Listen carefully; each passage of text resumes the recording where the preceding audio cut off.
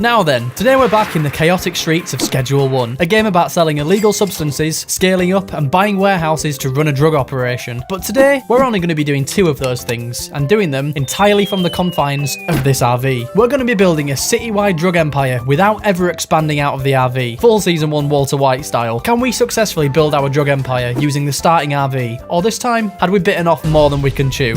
And what better place to start than the beginning? And I don't normally like doing this in my videos, but I've got to say it. Please, if you do enjoy this video, subscribe. It really helps me out. We start off the first day, unsurprisingly, in the RV. And this is going to be our entire base of operations. So as usual, we can chat to Uncle Nelly on the payphone and head off to collect his dead drops for a nice little bit of starting cash. But that'll only be a drop in the ocean with the amount of money that we're about to make. Now, we've got to stop right here. Here is a very critical moment. The second we take the money out of this last dead drop, the RV will explode and we'll instantly fail this challenge. Now, the RV exploding wouldn't usually be an issue, because it's what's supposed to happen for the game to progress. But since we're only going to be living in the RV, we cannot under any circumstances collect this dead drop. So the game's going to be stuck in the first stage of the tutorial for the whole playthrough. But don't you worry, that's not going to hinder our goal in taking over the town. So we headed back to the RV to harvest the weed that was left for us. And it was at this point that we realised just how valuable this was. See this 20 weed that we harvested? That's it. An extremely limited resource. There's no way to make any more. Let me explain. If we open up our phone, we can see that since we haven't progressed in the game, it doesn't give us the contact of the supplier that lets us order more weed. One way around this is to accept some deals as usual and then pickpocket the product back off the customer, but there's a few issues with this. Issue number 1, sometimes the product just isn't in the customer's pocket, meaning you lose the weed. And issue 2, to get new customers, you need to give out samples, and once you give a sample to a customer, that weed is also gone forever. So no matter what, losing weed is inevitable. And how are we supposed to take over a town with only 12 buds of weed? Well, here's where we can get clever. If you look on the contacts tab in our phone, the next region you unlock, you can get access to an alternate supplier. Now, this supplier doesn't give us access to weed. No. It gives us the ability to make something much more fitting to be cooking in an RV. But first things first, in order to unlock this supplier, we need to level up all the way to Hoodlum 1, and then get on good terms with the supplier's friend, which we can do by offering them some free samples. So, here's the plan. We need to gather XP by dealing to customers and lose as little weed as possible so we have enough left at the end to unlock the supplier, which is going to be insanely difficult, but not impossible, and we're sure as shit going to try. So let's get started.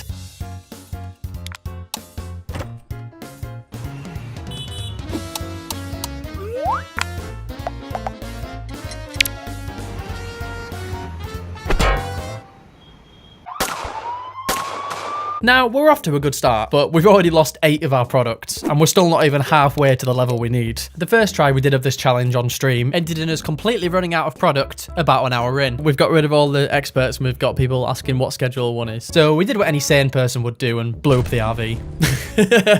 But someone just said, I'm back. The RV's blown up. You came back at a bad time. Seeing how awful that first try went, we're going to have to find a different way of getting to the level we need. So it's time to talk about how we can use the game's XP system to our advantage. The main way to get XP is to complete deals, but there's also an overlooked way you can level up.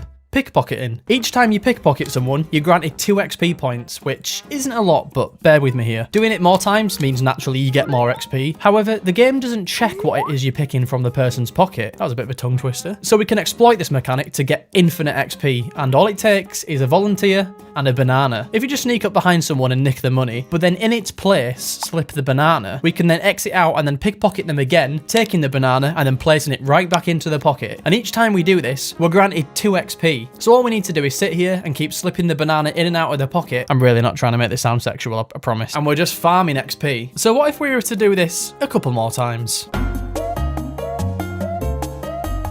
Okay, I've been doing this for about half an hour, and I've already started to go mad repeating this over and over again. But Meg here has been an absolute champ, only getting mad a handful of times and calling the police once or twice. Let's head back to the RV to see how much XP we got. Well, would you look at that? And we've just unlocked 2 things that are absolutely useless to us. Come on. So now we have an easy way to level up. It didn't take long until we unlocked the new region, finally unlocking the ability to get the supplier. But first, we need to get on good terms with the friend, so we can bag up the remainder of our weed in the hopes of winning them over. Right, let's see who this person is. I'm sorry, you can't write this, but look who the supplier's friend turned out to be. Meg! How are you doing, Meg? Good to see you again. In the meantime, since we can only deal to Meg once a day, let's go and break into the warehouse to look at the equipment and materials that we're going to need. And you can probably guess what it is we're going to be making by now. But just before we do that, it looks like we've gotten a little ahead of ourselves. We've been so focused on leveling up as quick as possible, we've forgotten that we're practically broke as shit. Well, there's a quick fix for that. So we can just run on over to our favourite place on Earth. And if you're not new to the channel, I think you know what that is. Time to gamble.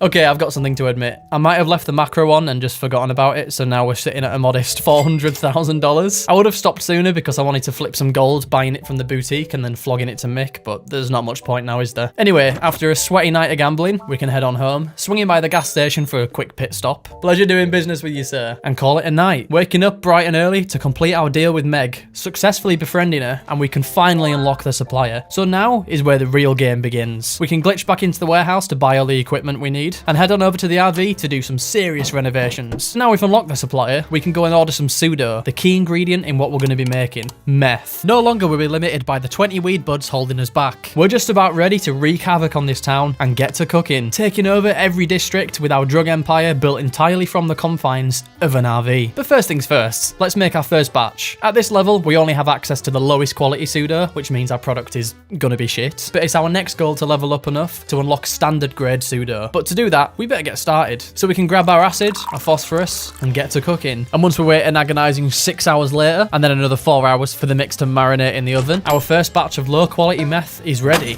Let's go and test the waters with some customers. And who better as a guinea pig than our good old pal Meg? Here you go, Meg. See what you think of that. Well, she seems to like that. Now let's get to all those juicy potential customers. One by one, we can unlock a heap of new customers, slowly working towards getting everyone. And all we had to do was keep cooking, selling, and more selling. I became a machine built for one purpose and one purpose only: to distribute harmful but profitable substances to once innocent residents of this town. And in the process, we leveled up even more by completing back-to-back deals, escaping a few police chases, and of course, using the sacred XP banana. We also hired Benji the dealer, but to be honest, we kind of just forgot about him. My goals are beyond his understanding. After leveling up enough, we upgraded our packing station to further speed up the process, since the high demand was becoming very apparent. I didn't realise they all ordered to the same spot. Benji were having a little bit of overlap here. And it got to the point where the orders were flying in faster than I could cook. It got so drastic that I was scheduling orders under the assumption that I would pickpocket the current customer in order to scrounge together enough meth to have for the next deal. If we're going to keep up, we're going to have to scale up our operation. But there was a serious issue here. We were already using every single square inch of the RV. But eventually we found an absolute ingenious workaround to this later on, so keep watching. So we'd almost unlocked every customer in the North Town and Westville region, and we only had one left. This one was a tough nut to crack, but all it took was a bag of meth and a charming smile, and she was in our pocket. And to be honest, I was starting to notice a bit of a shift in the attitude of the residents, all according to plan. Next, we unlocked the downtown region, which came with a whole new set of customers of which didn't seem to like our product very much. Oh, she really doesn't want it's a 5% chance of success, but with enough tries, we could win them over. Now we'd scaled up and padded out our contact list. To be honest, it was getting too much for one man alone to handle, and since I couldn't hire employees, since the RV doesn't technically count as property, we took on an unpaid worker, my mate Eddie, who was in charge of getting new customers. We have one more customer in downtown. And since the richer people of this new region didn't want our subpar meth,